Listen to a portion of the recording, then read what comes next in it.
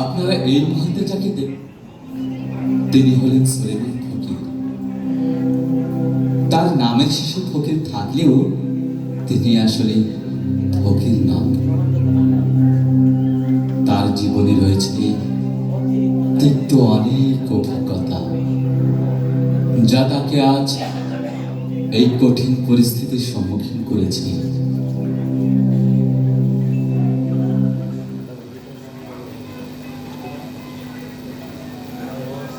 কিরে, ভাত খাবি? এই নে, আরে ভাত খা।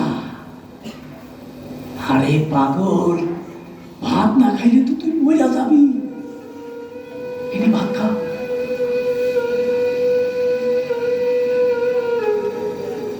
ও আজকাল ভাত না খাইয়া কেউ মরে না। না,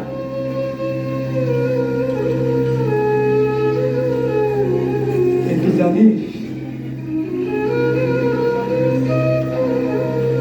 এই ভাত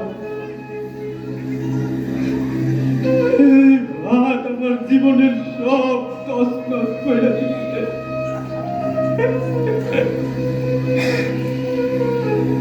এই ভাতের লাগা আমার 6 মাসের ফুটফুটে পোয়াতে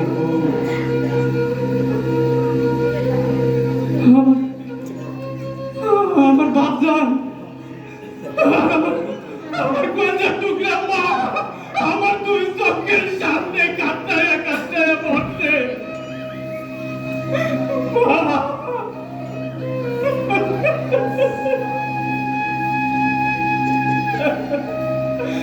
আমি কিছু করবার পারি না।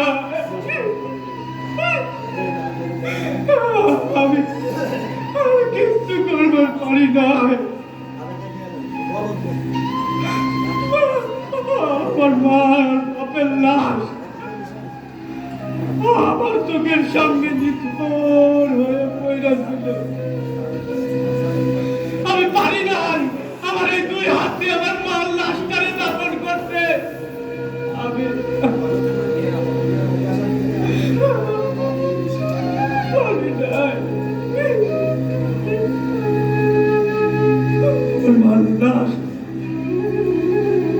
আমার লাশ ওই জায়গাতে আমার এই 2 চোখের সামনে ওই জঙ্গলের শিয়াল এসে আমার মার উপরে ঝাঁপাইয়া পড়ছে, টানাটানি করছে আমার মার লাশ দিয়া। আর ওই আকাশের ফাগুন ওরে যা ও মানে না উড়ে দে আমার মায়ের লাশটা কোবলে খাইছে। আমার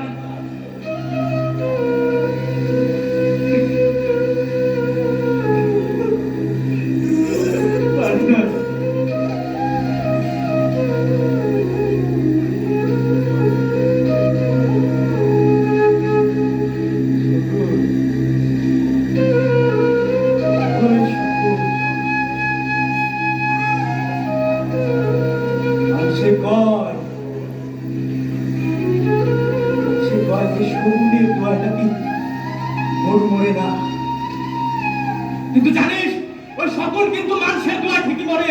দেখছস, আমি সব শকুন আমি বদ্ধ আছি। আকাশে আর কোনো শকুন নাই, সব শকুন বদ্ধ হয়ে পড়ছে।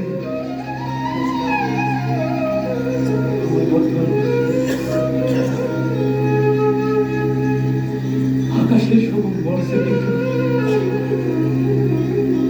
ওই শকুনের আত্মা মানুষের মধ্যে ঢুকে গেছে। তোর মধ্যে একটা শকুনের আত্মা ঢুকছে। আমি দেখতে পেতেছি আর তোর মধ্যে আর তুই একটা আত্মসপন রে আত্মসপন